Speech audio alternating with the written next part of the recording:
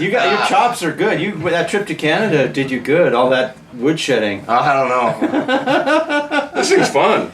This is cool. That's a great guitar. But thank you very much. So I think that's probably the best baritone I've ever had. That's amazing. It's like super fun. I just love it. I get on these things. Yeah. I just want to play big, beautiful chords. I don't know if that's what they're for.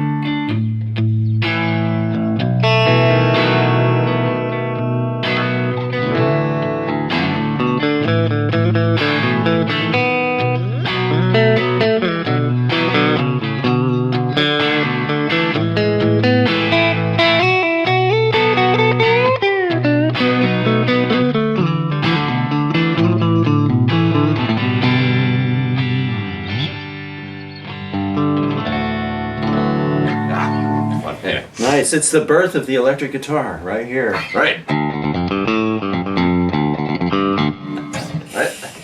Yeah, I guess those are like Firebird pickups, and what he does is he does a single coil pickup that's humbucking. Okay. He does it by cutting the bar. Okay. And so it's really two pickups that are split. There's a little pickup right there that grabs really nice top end because it's close to the bridge, and then it's split and it grabs this side of the pickup for the top three strings. So that's why it sounds so kind of bright and chunky. Yeah, but it's warm on the top strings. Yeah, and he makes those pickups himself. So. It sounds wonderful. Where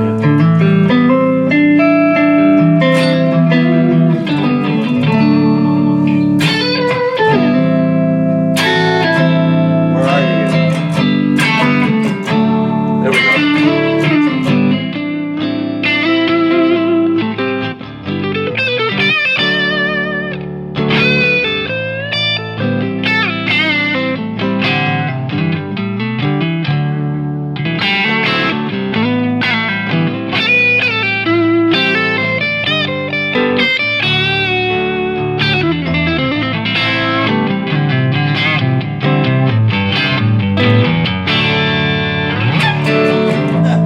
I just love listening to you play. It's like, oh.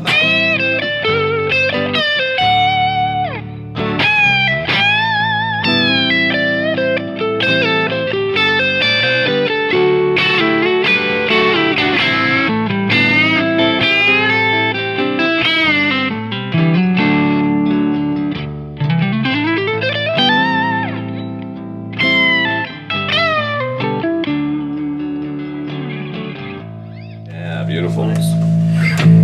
So I was checking out, that article. It's kind of all over the internet in the Washington Post about the death of the electric guitar. Yeah.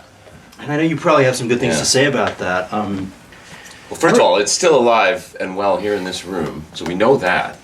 I just proved it. Yeah, I think for you and I, we're seeing all that a lot differently because, like last year for me was the best year I've ever had as a musician, and part of it's because I have session work, but I also have this online thing that is really exciting to me and seems kind of limitless. You feel kind of the same way. You have your touring and your sessions, and the online thing is really strong for you. Yeah, I think where that article goes really, well, the part that I found sort of frustrating about it, and maybe what I find frustrating about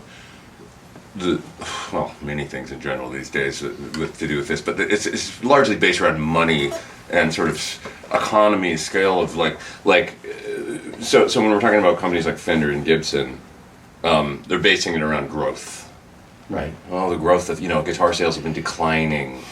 Well, the reality is, how many guitars does the world need in order to, when does it get to that point where supply and demand reaches, it's not some industry where it's like smartphones or something, where this is a more finite thing when we're talking about guitars and pedals and amplifiers and all that kind of stuff.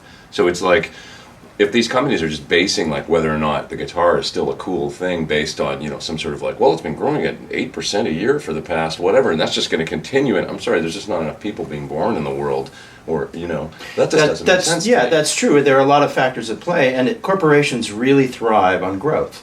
Right. And if a corporation has to make 30,000 guitars one month, and then in order for everybody to be employed has to up that number every month and every year, It's just where does it end? It's not sustainable. It's not sustainable. It's not realistic, and it's like at some point you got to say there's so many instruments in the world that it's like, I mean, you know, there's a beauty to kind of the well, you know, folks like this, right? This is Well, yeah, and that's the other thing. You know, a major corporation can't always devote the attention to detail that someone like Michael Tuttle can devote to his guitar. So, Right. as a buyer and a consumer and a guitar player, I might gravitate towards one of his guitars, which are very affordable in the general scheme of things. Yeah. They're still expensive. Right, but these guys, I mean, when we're talking about Sir, or I mean, I've had Yeah. conversations. I know John. Yeah. You know, John owns a company, and it's Yeah. like I certainly want to speak for him, but there's a part of him that really connects with. Although he's in that kind of middle ground now, like I feel like Sir is a company that's almost like PRS was at one point, where Right. They've grown a lot.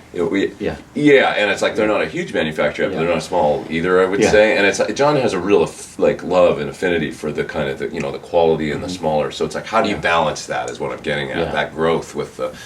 And so the problem that I have with it is with the sort of the Fender, the Gibson model. Like at one point, right, 50s, like the heyday, let's say, you know, now let's just take 1959. If we looked at how many guitars those companies were producing, you know, maybe then into the 60s, Fender, Gibson, you know, like how many were they producing as the guitar was exploding? How far beyond that has it gone? And how far can we expect it to go when it comes to, you know, now, for sure in popular music, I think that, you know, you're seeing, you know, obviously a proliferation of, you know, EDM and, you know, like people using iPads to make music and stuff like that and different things. And that's just bound to happen. I mean, there's ebb and flow, you know, but like the trombone hasn't gone away, you know, the violin hasn't gone away. It's like, it's not dead or something like that. And I'm not saying that guitar will be like even someday what you know, the no offense to trombone players, but what the trombone is now or whatever. It's like, I think guitar is going to remain there's a portability to it. Yeah, and it's also a polyphonic instrument that can Right. sound like a violin, it can sound like a synthesizer, it can sound like 1,000 different things, Yeah, which a trombone can't. that's right. I mean, it'll always have this amazing ability to sound like, to produce all these colors of sound. Yeah, Just with effects and different styles of distortion. Yeah. And it's expressive, right? That's true too. But you know, the engine behind pop music is now the laptop. And we've accepted that because we're in the music business, and we dealt with this years ago. Yeah. We've already adapted to this. But I think in popular culture, an article like that comes out. A journalist has to write an article that gets a lot of clicks, and Right, you're not that's going to true. write an article that says, "Oh, the guitar is changing." Yeah. You have to write that the guitar is dying in order to get a lot of clicks, in order to get us talking about it. Interesting. So his Yeah. article worked. I mean, it worked. Yeah, sure. A lot of people talking about it. Yeah, I did a right? little bit of research, and it's George Gruen. Is that how you pronounce his name? I believe so, yeah. Yeah, he said a couple of things after he got interviewed that was on a Nashville news show, talking about how his business is better than it's ever been. So that's the other thing. You have to find a niche now, and you can create your own thriving business now. Right. So all of these big corporations, they can't necessarily respond in the way you and I can, or George Gruen. Yeah. The other thing he said was that guitars, when properly maintained, can outlast the owner's grandkids. There you go. So that goes back to your point of how many guitars do we need? And if I am looking at a Les Paul for $9,000, Yeah. I'm going to go over to the used market and find that same guitar Yeah. for a lot less. Right. And that's another point that's been brought up in all of these discussions, is that the used market is robust, and guitars don't get worse over time. They actually get better because you replace the nut. Yeah. You It's replace not the like pickups. cars or something. You have where a they guy fall. adjust it, and they Yeah. just get better. So Sure. that's the other. So how many guitars does the world need? Yeah. You know, That was my issue with the article, was that because Yeah. it wasn't based on like necessarily just on the guitar in popular culture, in, you know, seeing it on stage, Yeah. in music, in bands. It was Yeah. based on this thing about like, well, they're not selling as many. Yeah. As many as when and what, you know, Yeah. it's like, Yeah. you know, yeah. So I think we've, we've made a good point. And I think it's just going to get right-sized, basically. It's becoming right-sized. Maybe there was a peak, and it was huge, but peaks never last. Right. If That's peaks, right. Does the world end when we have, so many billions of people in so many houses and skyscrapers? How does everything stay at its peak? It has to get right-sized. That's right. I think that's happening. I think so too. Yeah, it's just a correction of let's be realistic. So this goes to when we think about, Gibson. I don't want to pick on people here or anything or get too personal, but it's like Gibson. Henry, who bought Gibson, did a wonderful thing for the company. I think when it was really it was almost done, right? I think mid '80s. You got it for some ridiculous. I can't. It was not a lot of money. Yeah, it might have been $8 million or something like that. Something incredible. Where it's really wow. Gibson was only worth that at one point. Yeah. It was down and out.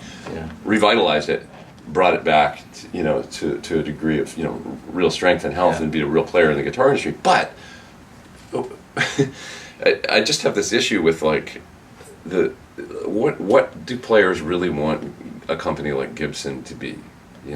And like I said, I don't want to pick on Gibson too much here, but it's I think there's this lack of it's just not reality to think that we want Gibson to be a consumer electronics kind of company, or to be a this where they're making I don't know, powered speakers for your iPod or something like that, or whatever, or even the adventures into making guitars with USB outs. And I appreciate the wanting to innovate, because I understand that it's got to be difficult for designers and for companies to think God, are we just really going to have to make recreations of the '59 Les Paul forever? But the reality is, it's that. You see it in the car business, when it's what do Mustangs look like now? They're beefed up modern recreations of what the car looked like in the '60s. The Dodge, what is it, the Charger or the Challenger or whatever. It's the same. They look like muscle cars. They went. Well, okay, look, we're just going to give people what they want eventually, and that's a difficult thing as a design. This guitar. Let's talk about this. It's based on obviously Jazzmaster style body, right? With Tunematic style, it's got a classic look to it, but yet he's trying to do something sort of baritone, sort of modern, and even and the best gear for me these days is the combination between the epitome of the best vintage aesthetic, which is everything pickups, wood, looks, and everything modern that solves all the vintage problems. I like the best frets. I like the pickups that are quiet. I like the necks to be shaped.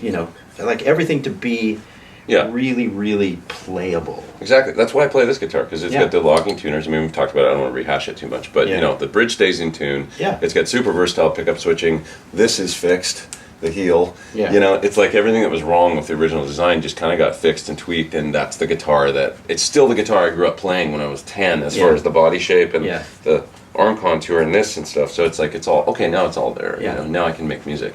But with the... Sort of getting back to Gibson and stuff, in fact, basically, I guess what I'm getting at is people just at the end of the day, I think, what they want is really perfect Les Pauls, SGs, Flying Vs, plus J45s and all that kind of good stuff, and it's just that's kind of what they want. And if the company just was okay with making those as good as they used to be, which is they can do it, and I've talked to some of the, I don't want to name names, but there's guys that have made recreations of those guitars, obviously, right? What do they call them, replicas or whatever of the old guitars. And these guys, when you talk to them, they go, they know how to do it. They could do it if they really, And I think some of, not to pick on them too much, they are making some beautiful guitars, and I think maybe the historic line is better than it's ever been at this point. It's gotten better and better and better and better. But it's really those guitars are what I think 99.5% of us really want Gibson to make. But then you get back to the corporation that has to grow and has to satisfy quarterly stock reports, and it flies against staying right-sized. You don't have a cologne yet that you're selling on your YouTube channel. You probably never will, and there's a reason for that. Because in order for you to succeed in business, you have to be authentic. You have to be more who you are. Right.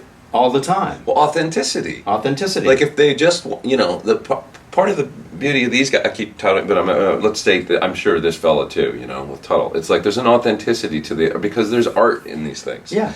It's the artistry, and that's what we guitar players, just because we're artists, It's like we forget something. We're not like, these are instruments to create art. Music is art. Yeah. The making a living comes secondary. It comes, hopefully. Yeah. I mean, I want to make a living, but it's really the music that's first. That's right. Yeah. And so we respond to craftsmen that give us tools that we can make art with. It's like art, art in design, right? Yeah. And when they get too far away from that stuff, and you feel like it's all about quarterly earnings and stock reports or whatever, it just bums us out. I think, as guitar players. So it's probably a great correction. The other thing that you and I talked about is the new guitar stars. They're on YouTube. Some of them are women, and so you get known. It's like Mateus is a perfect example. Right. You get known on your own, usually through social media and on the internet now. It's not the typical channels. It's not like it used to be. I was talking to Blue Saraceno about this recently. He was saying that, even when it comes to people hunting down, whatever, if you are going to get involved in some sort of record deal or whatever, those people are they're looking to see what you've done for yourself. In other words, they want to see you've made yourself already. Yeah. They want you to be a partner. They want you to be already kind of on fire. Yeah. Artist development is done. Yeah. Okay, now we believe in you because you got 100,000 Instagram followers or whatever. So you're right. Which actually gives the artist more power because they can actually pick or choose.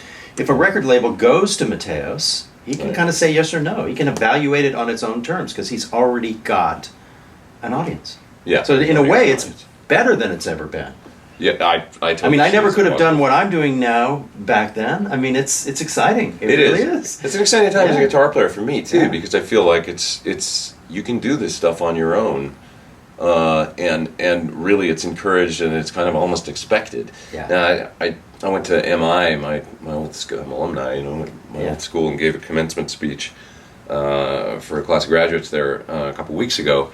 And I was trying to think about what to talk about. And so I talked about Mateus, and I talked about my own YouTube experience and stuff. And I said, you guys out there, and I talked about the Washington Post article. I said, here's a room of 500 guitar players, right? I said, you guys are the ones that are going to have to figure out what it is next year. For me, it was YouTube. Mateus was Instagram, also YouTube. But for you, it's been YouTube. Yeah. Next year, it could be something else. That's true. That we don't even know, some app or whatever. And that's going to be the vehicle. So it's the challenge. The All Guitar Network. The All Guitar Network, absolutely. It could be a player that just becomes this thing where it's like, so you just never know, And it's like the kids these days, they just got to keep their ear to these kids these days, got to keep their ear to the ground. You know what I'm saying? Back in my day, you went to the Viper Room and you put on a show for the suits. Every 5 years it's impressed me. Every 5 years it changes. Every 2 years. Every 6 months. Every 2 months. Yeah. It changes fast these days. It changes fast. But so as long as you're ahead of that curve and to see the opportunity. See, I think Mateus was, that was fascinating to me when he told us that when he started out making the Instagram videos, it was still the 15-second thing. So how to get a musical idea across in 15 seconds in a video and get it out there to the world. And he made it. He's like, this is going to be my thing, and I'm going to figure out how to sort of game it. And used it for his, it's amazing. But I don't know. It's like you say, it's exciting, and so I think the death of the electric guitar thing is greatly exaggerated. First of all, there's everything that we've talked about. Second of all, when you get outside of the United States, there's a whole nother world. So true. Like when I go to Japan and see armies of kids walking down the streets coming out of the music schools with guitars over their shoulders. Yeah, for me it's Italy. I mean, the music is very, very guitar. It's Germany. Yeah, I mean, it's really, guitar is really popular. There's these, where, and a lot of... And in country music here, here in LA, we're not that aware of country music. Country music is huge, and it's all guitar. It's classic rock guitar. It's 90s beautiful colors. Yeah. I mean, I'm envious of the records I hear that are coming out of Nashville because it's the kind of guitar I learned how to play professionally, and they get to do it all the time. So, I mean, it's alive and well in country in America. Yeah. They've kind of taken it and run with it, like they've taken the guitar thing on, and it's on some other level now where it's like, you're right, it's like incorporate. It's not like what we think of as like, that's not what it is now. It's more, there's like an element of the rock and roll guitar to it, but with the chops and everything that they've, nurtured from the... Yeah, they take R&B from the 60s, they take Zeppelin from the 70s, they take U2, they put it all in. Yeah. Song after song, it's... Pretty cool. Yeah. So I see that in Japan as well. When I go there, there's some interesting places in Japan that I would go to hang out. Some of these rock bars and stuff where kids go and like kids, I mean, like, you know, whatever, like people in their 20s or whatever. Yeah. And they'll go and they'll play rock videos in these places. And some of them are from America, and then some of them are from Japan. And it's like, as rock and roll has sort of declined a little bit as a cultural, it's not maybe the phenomenon that it was even, you know, 10 years ago here, 15 years ago.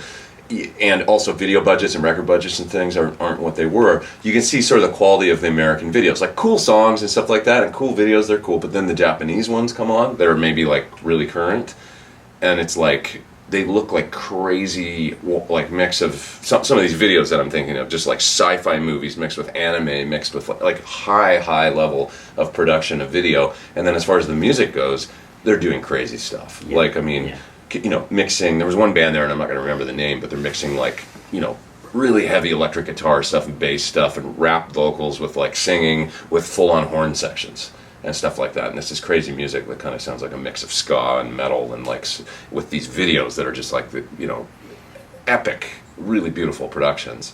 And it's like, so my point is that I think in some of these other countries, and with country music and Nashville stuff, they've just taken this stuff as it's died off, maybe in American rock and roll culture or whatever, they've taken it and are running. Well, it's really pop culture, and here on the West Coast, we've had to kind of do it on our own because it's pretty much the laptop, and then often a singer who really wants to be a celebrity, and that's what you hear on the radio, on pop radio. Yeah. But that's not where all the energy is. For me, all the energy is on YouTube, and with all these independent artists that I work with all the time who still love guitar. Yeah. All over the country and all over the world. Yeah. So sometimes culture and the media represents something that's not exactly true. I think you're right. Fake news? What? No, it's true. I mean, they're kind of picking and choosing something that's like not necessarily. There's still a power to, you know, like your buddy Mark Letary, right? Yeah. That band. Oh my God! There's a video, the Snarky Puppy video or whatever, where they're playing. Isn't it like it looks like they're in a classroom or something? And they're playing that. You know what I'm talking They about? make beautiful videos. Oh my God! Like you watch that thing. It's at like 8 minutes long. You get sucked in. You watch the whole thing, and the level of musicianship is just, and it's transparent. Like, and they've done it on their own terms, and they're not giving 90% of their business to a corporation. Yeah. I mean, that's an excellent position to be in. It is. And those kind of things didn't exist. It didn't exist. Yeah. That it still has the power when we see some of these players and some of these, like Mark and his band, and or the video I just helped my friend Ariana put up. Yeah.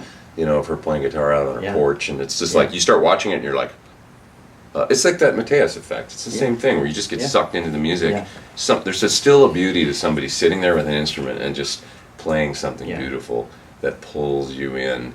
And, you know, even humans, as disconnected as we can get, and we're in our phones and everything else, it's like when somebody does something amazing like that and it's art, the world slips away. And with all of these systems, with social media, if you embrace it, and you be yourself, and you learn how to be yourself more and more all the time, you can actually have a footprint, and you can have an audience. Yeah. It's hard work. It's hard work. And a lot of musicians, they maybe don't want to do that work, or maybe they're too introverted. I understand that.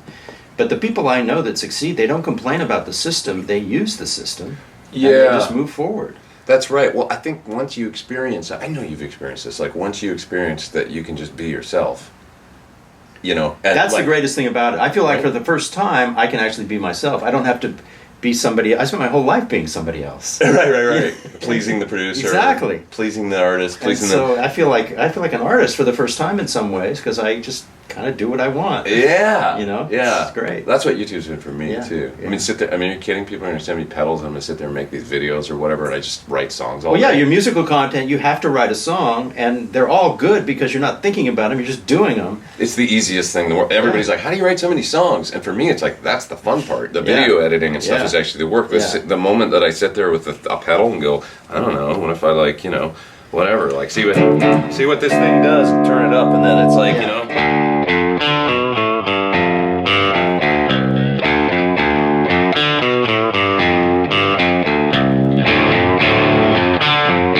And there's my riff, you know? Yeah. And that's about how much thought I put in. And then I go, okay, here's the drums.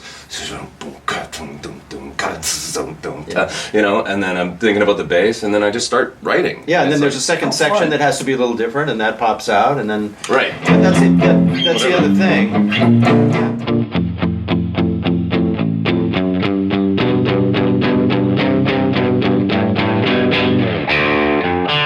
I can't even remember the riff now, but But the other thing is, you you have to do all the other stuff in order to get it done. yeah. You have to do the drums. You have to play the bass. You have to edit the film. yeah. You have to release it. So that's the thing I tell musicians is they can, if they want to be a guitar player, do all the other stuff that enables you to be a guitar player. And Yeah. for me, I honestly think if you don't exist visually somewhere, you almost don't exist. So Right. that's another component. Find a way, find somebody else to do it for you, your social media. Find a way to exist visually. Yeah. And just do a little bit of everything. Yeah. And then you'll be able to actually play guitar all the time. You're able to play guitar all the time because you do all the other stuff that it takes to put it up front in people's faces. Right. Excellent point. Yeah. So I just wanted to talk about overdrives for a minute because I realized that both Tim and I use some pedals that are, and so many pedals out there these days, but we use some pedals that are like some of our favorites, but they're kind of unconventional, like not ones you see all the time. It's true, yeah. And I know you're a big fan of Nobles. Hello, this is the Nobles Overdrive. I'm on the Price is Right or something right now. That's a clean one too. It's a vintage one, but it's clean. Is it? Yeah. So okay, so I don't know anything about these, and I know you love this thing. So Yeah, tell us yeah. about I think it's from the 90s. I actually have another 90s one coming to evaluate. It's very clean because I think it was like a new old stock one, and I overpaid for this one definitely. But it's a very organic sounding overdrive. Okay. The company makes a reissue that I think you can make almost sound as good as this. The thing about the reissue to me is that you have to really be careful because it's got a little too much drive, which Okay. for some players might be a really great thing, but for me, all I want this thing to do is sound like an organic pedal, like from the 70s. I want it to sound like an amp. So I don't need a lot of drive from it.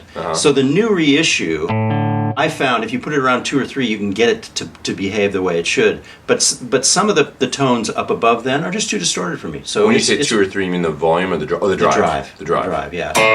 So you check it out. If you activate it, turn up the drive.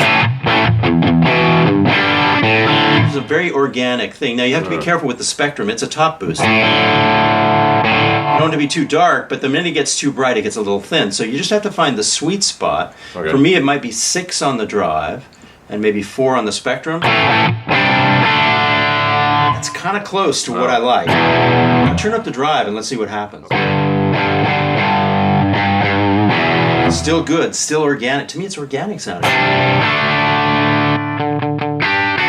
Yeah, and then when you switch on the amp, you see how it's really doing a lot.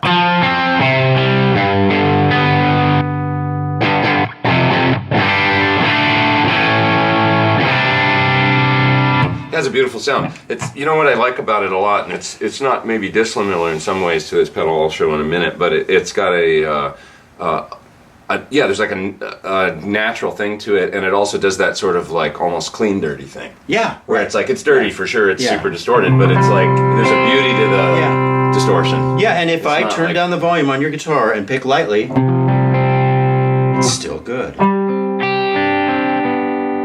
So it sort of behaves like an amplifier.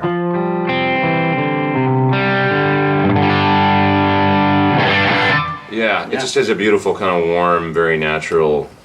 And I know a lot pleasant of our friends are overdrive. working all the time to make their versions of this. Is that right? Yeah. A lot of the people we know are really working hard because it's pretty well loved. Yeah. I mean, John Shanks gave me my first one, and Okay. I think Tom Bukovac probably originally discovered it. I could be wrong.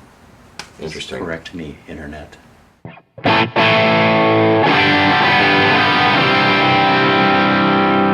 Basically the way that I.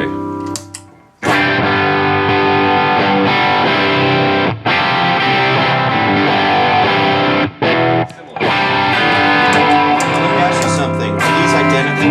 No, this one is this high gain red side, so this has much more of a much more mids. This is that kind of like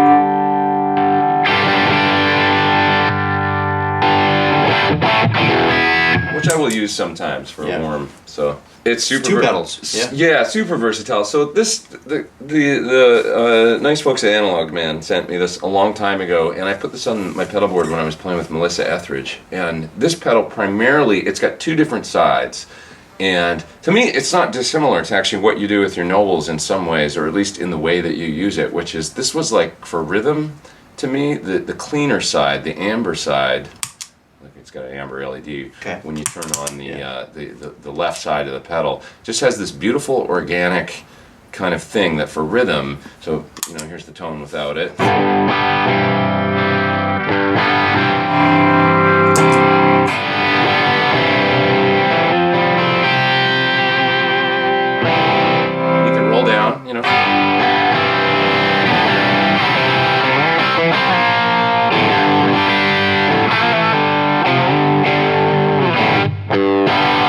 Just this beautiful kind of organic, very nice.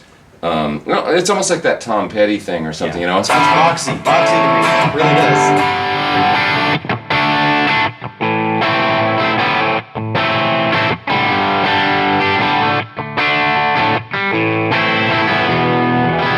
My instinct is to turn it down and find it a little bit of a cleaner setting. But when you turn it up, it's really hot. It pushes the amp nicely. Yeah, I had the drive up quite high here, when with the setting that but yeah, it's cool to hear you tweak it and just,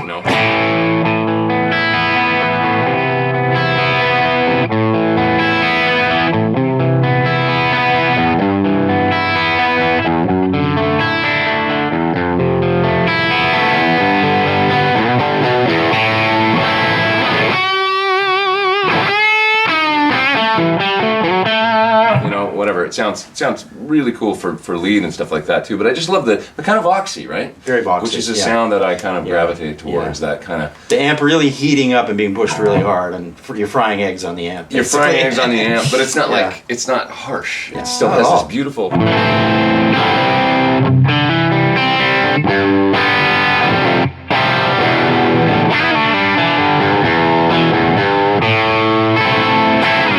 Let's move to this side. Okay, so this side is much hotter and more MIDI. So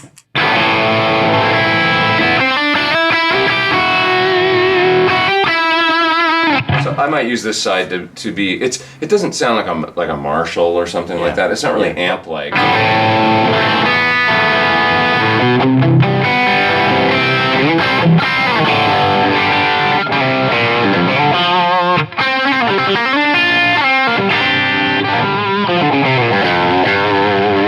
Top end stays really sweet even with this all the way up. Yeah. It really does. It's just a really versatile drive. I mean, I sort of use this side like I would use a almost like a hot tube screamer kind of sound. Yeah, this reminds me of I loved the tube screamer so much. I used to use it all the time. It reminds me like a really, really hot rodded.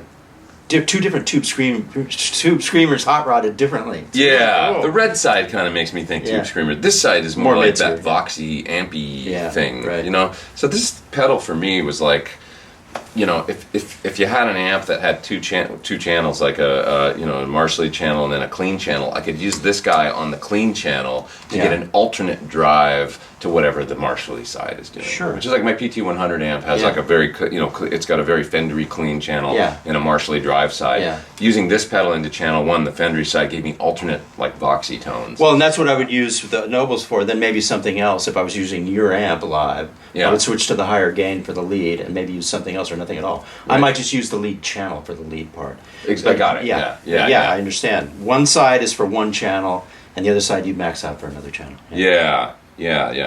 So, cool. And then I still sometimes use pedals into the lead channel of my amp, even though amp. So we'll talk about that in a second here. I'll show you what I do for that. All right, cool. Yeah. Awesome.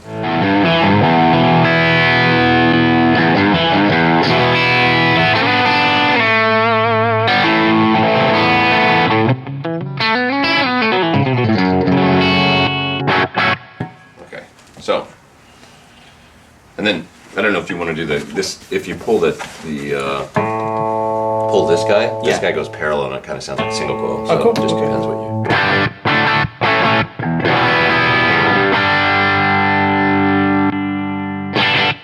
That sounds good. Okay. So Yeah, so now we've got the J-Rocket Audio Tim Pierce pedal, which is really beautiful overdrive. So I'm a big fan of this pedal. Actually, I have got one of these. People like it. I'm grateful, and I'm so pleased that people like this pedal. A lot of people love it, and I'm really happy. I love these guys at Rocket. They do amazing work. Yeah. And they're responsible for the sound of this. They really did a great thing, I think. You told them what you wanted, and they did it. Yeah, they did it. Yeah. Cool. Okay. Yeah. So let's see here. We've got the right side of the pedal here, and we turn this on. It's going to be It's the overdrive. Now, it's very simple with me. I start by setting all of these knobs to 5, and then I just start tweaking a little bit. So if I set them to 5 and it doesn't have enough top end, I just turn up the tone. And that's what I did here. It was like just not quite bright enough. Start at 5. All of these pedals on the overdrive side, for me, the sweet spot is 5, and then you just incrementally adjust from there.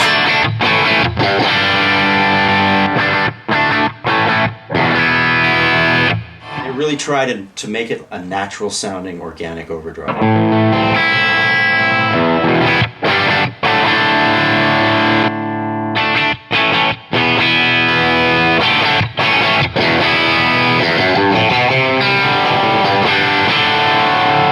It's really terrific. So the controls you got here are tone control, which is just above halfway right now, and then you've got a bass control, right? Yeah. Which is unique. Yeah. So Yeah. you could actually filter out some lows and keep it tight. Which I did. You don't want it to be too cloudy on the bottom end, I don't think. For single notes, it's okay, but when you start playing chords, once again, I like it around 5, really. I stick to my rule. Yeah, it sounds great. Cool, man. Thanks. Yeah, it's so great. I mean, And then this was designed to be the power section on a Naylor Superdrive 60, which was an amp that I used in the 90s constantly, and I still love. Yeah. And it's great on 10. I would use this on 10. I don't mess around. Okay. So you turn it on.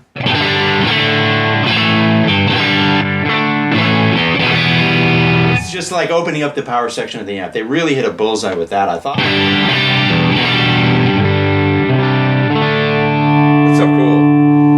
And it's just an alternate, like big fat. Yeah. So you just crank this, leave it on, and then just roll your volume down on your guitar? Yeah. It just sounds best to me all the way up. Now, I haven't got, I mean, maybe if you're using both together, you'd want to crank that down a little bit. Because you can use both sides together. Yeah.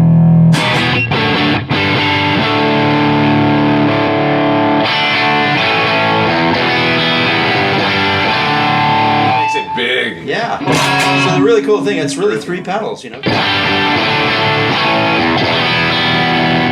Which yours is too, the King of Tone's the same way.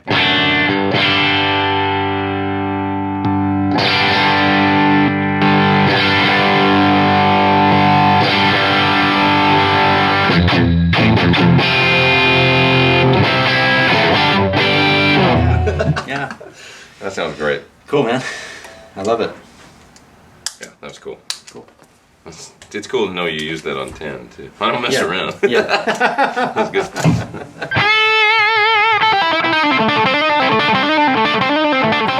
You want me to get it up so it's visual here for these guys? Sure.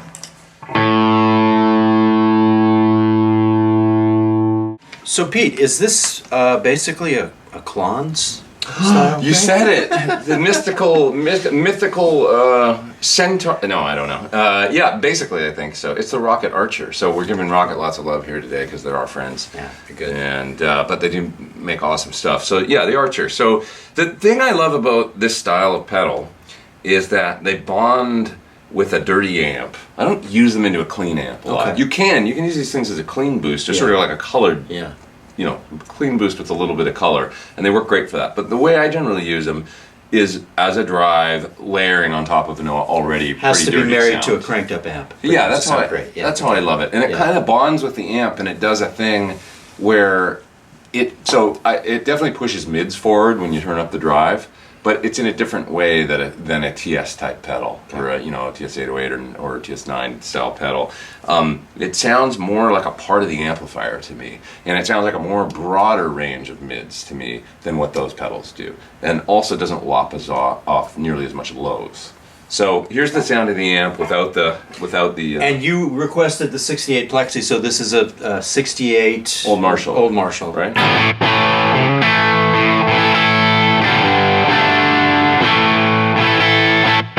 So if I try to solo with that,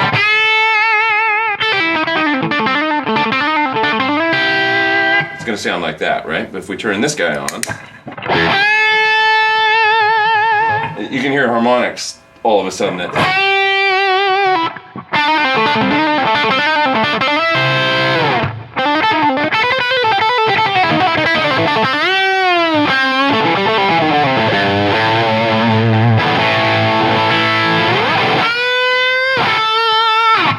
It just makes the amp like sort of scream in a way that it's got these mids that, you know.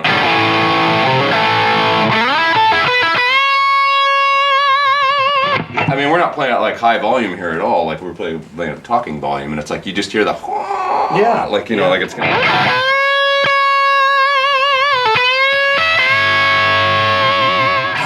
hear it.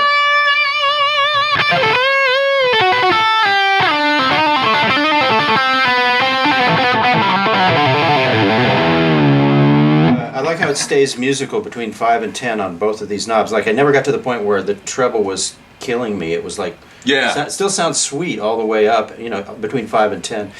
Same for the gain. Yeah. I usually don't run the gain past half. Yeah. I've usually got the volume on almost half, the gain down below half, like somewhere around, you know, like 11 o'clock or something, and then the treble around halfway or something. That just works for me. I don't know. Well, you hear the difference when you turn it off. Oh yeah. Yeah.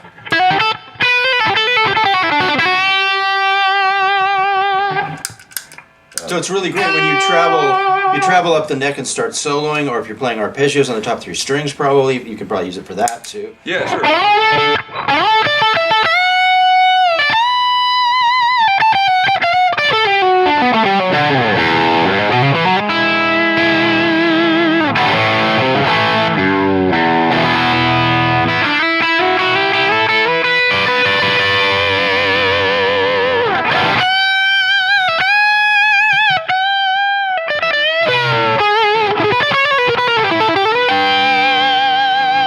Yeah, and with some volume, I mean, on stage, forget about it. They just make the amp take off in feedback. It's like it bonds with the amp and just makes the amp, you know, bloom and do. Still sounds like the amp, but the amp like modified or really cranked up. Yeah, that's nice. Yeah, I mean, really, it's all about, you know, the one note thing where I do the so when it's off. Yeah. So like.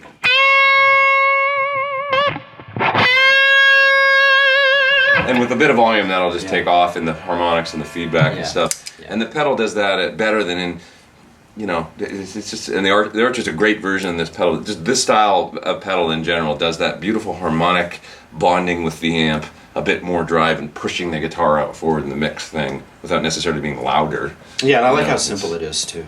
It's really hard to get a bad tone out of it. Yeah, so simple. So some of the Archer's fantastic. I also use the Bondi Sick Ass pedal, which I love. Basically a similar style pedal with a bass and treble knob. There's some great ones out there, but yeah, that's kind of my home base for lead tone. Hey, this is Tim. That was fun. Was it fun for you, Pete? I think it was. It was fun. It's always fun. Are you kidding? I get to sit here and listen to you play guitar. You too. It's just.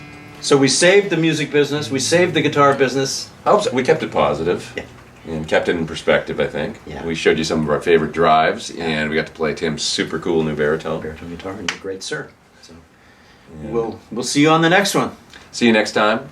This is Tim and Pete from Tim and Pete's Guitar Show.